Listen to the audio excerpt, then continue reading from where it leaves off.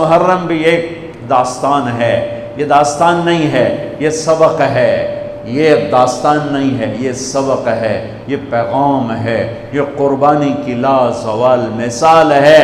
لوگ شہید ہو کے عزت پاتے ہیں، اور میں کہتا ہوں حسین نے شہادت کو عزت عطا کر دی۔ لوگ شہید ہو کر عزت کا تاج سر پہ سجاتے ہیں، لیکن حسین نے شہید ہو کر شہادت کے سر پہ عزت کا تاج سجا دیا۔ لوگ قربان ہو کر بڑے بنتے ہیں، اور حسین نے قربان ہو کر قربانی کو بڑا بنا دیا۔ لوگ اللہ کے نام پہ لٹ کر پٹ کر مٹ کر وہ کامیابی کے ترانے، کامیابی کے زینے طے کرتے ہیں، اور حسین نے لٹ کر پٹ کر مٹ کر اور اپنے آپ کو فنا کر کے کامیابی کو عزت کا مفہوم پہنا دیا، عزت کا لباس پہنا دیا۔ اس لیے تو میں اپنی طرف سے لفاظی نہیں کر رہا ہوں، میرے نبی نے کہا جنت کے سردار ہیں حسن اور حسین۔ میرا رب کہے گا جنت سے، اے جنت میں نے تمہیں ارے وہ جنت پہلے ہی بڑی سونی ہے، اس کو خوبصورت بنانے کے لیے سنو، آج بڑے زمانے بعد حدیث یاد آئی، میرے نبی نے میرے اللہ فرمائیں گے اے جنت میں نے تمہیں حسن اور حسین سے خوبصورت بنا دیا۔ شہادت کو حسین نے خوبصورت بنایا، قربانی کو آل رسول نے خوبصورت بنایا، کامیابی کو آل رسول نے مفہوم پہنایا، اللہ کے نام پر مر مٹنے کے لازوال معنی سمجھائے، اللہ کو پا لینے کے لیے کہاں تک جایا جا سکتا ہے کر کے دکھایا، اللہ کو پا کر سب کچھ کھو کر کیا کیا جا سکتا ہے، کربلا وہ پیغام ہے۔ یہ صرف 10 دن کے لیے رونے دھونے کا پیغام، بے شک حسین کے لیے رونا بھی سنت۔ ہر شے کو بدعت نہ بناؤ۔ پانی دیں۔ ام سلمہ سے آپ نے فرمایا ام سلمہ آج ایک فرشتہ ملنے آ رہا ہے، بہت خاص، کسی کو اندر نہیں آنے دینا۔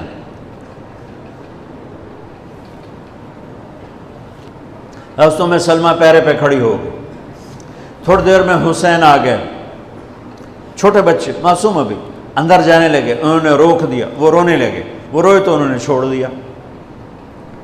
تھوڑی دیر کے بعد اندر سے میرے نبی کے زور زور سے رونے کی آواز آئی، زور زور سے رونے کی آواز آئی۔ ام سلمہ رہ نہ سکی، بھاگ کے اندر گئیں، تو آپ نے کیا دیکھا؟ آپ نے حسین کو یوں سینے سے چمٹایا ہوا تھا اور ایسے ہل ہل کے رو رہے تھے، ایسے بلک بلک سسک سسک کے رو رہے تھے، اور آپ کے آنسو آپ کے رخسار اور داڑھی پر کتر کر رہے تھے، اور آپ نے یوں بھینچا ہوا، ایسے دبایا ہوا تھا۔ تو حضرت ام سلمہ نے کہا میرے ماں باپ قربان یا رسول اللہ، کیا ہوا؟ آپ ایسے تڑپ کے کیوں رو رہے ہیں؟ تو آپ نے روتی آواز میں کہا، بہتے آنسوؤں کے ساتھ، کپ کپاتے بدن کے ساتھ، کہ ام سلمہ یہ فرشتہ جو مجھے ملنے آیا تھا یہ میرے بچے کو دیکھ کر کہہ رہا ہے کہ آپ کی امت اس بچے کو قتل کر دے گی، اور جہاں اس کا خون گرے گا وہ مٹی مجھے دکھائی ہے اس نے، کہ میں اس لیے اس پہ رو رہا ہوں۔ ابھی تو وہ شہید نہیں ہوئے اور رویا جا رہا ہے، تو ہم تو ان کی شہادت پہ روتے ہیں بھائی، ہم تو ان کی شہادت پہ روتے ہیں، اور یہ قیامت تک روتے رہے گی دنیا، قیامت۔ یہ اللہ کا نظام ہے، اس نے کربلا کے واقعے کو یوں کر دیا جیسے ہر سال آج ہی ہوا ہے، آج ہی حسین شہید ہو رہے ہیں، آج ہی عبداللہ کا سر کٹ رہا ہے، آج ہی زینب کی چادر کو پھاڑا جا رہا ہے، آج ہی لاشوں کو گھسیٹا جا رہا ہے۔ وہ میں حیران ہوتا ہوں، ٹیپو سلطان سرنگا پٹم میں شہید ہوئے، دشمن کون؟ انگریز، کون؟ کافر۔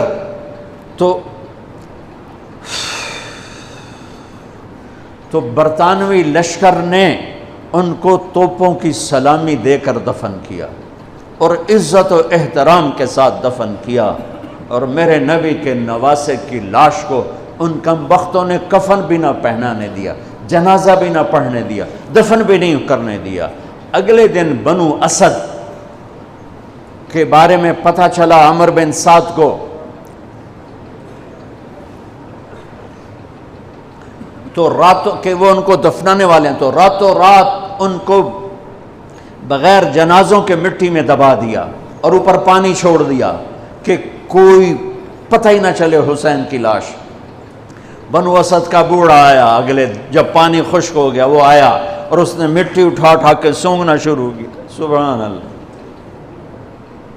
سونگ رہا ہے سونگ رہا ہے سونگ رہا ہے. ایک جگہ کی مٹی اٹھا کے سونگا تو اس میں جنت کی خوشبو تھی. تو تڑپ کے بولا یہ میرے نبی کے نواسے کی قبر ہے، یہ میرے نبی کے نواسے کی مٹی ہے. کہ وہ جنت کے سردار تھے تو قبر بھی جنت کی خوشبو پھیلا رہی ہے اس کی. حالانکہ بن دیکھی بات ہے، کیونکہ انہوں نے راتوں رات ان کو دبا دیا کہ ان کا جنازہ بھی نہ ہو. لعنت ہو ان کی قبروں پر، ان کی ہڈیوں پر، ان کی روحوں پر، ان کی مٹی پر، ان کی خاک پر. سمجھ میں نہیں آتا. نبی کے گھر کے کتے کی بھی ہم تو عزت کریں گے اگر آج ہمیں پتہ چلے یہ نبی کے گھر کا کتا ہے. ان کم بختوں کے سامنے نبی کے نواسے کھڑے تھے، نبی کی نواسیاں تھیں اور نبی کی اولاد تھی، اور ان کے دل ایسے پتھر، آنکھیں ایسی اندھی، کان ایسے بہرے کہ انہیں ایسے تلوار چلائی جیسے سامنے کوئی رومی لشکر کھڑا ہو یا جیسے سامنے کوئی فارسی لشکر کھڑا ہو. اتنے عظیم ہستیاں، میں کہاں سے بیان کروں؟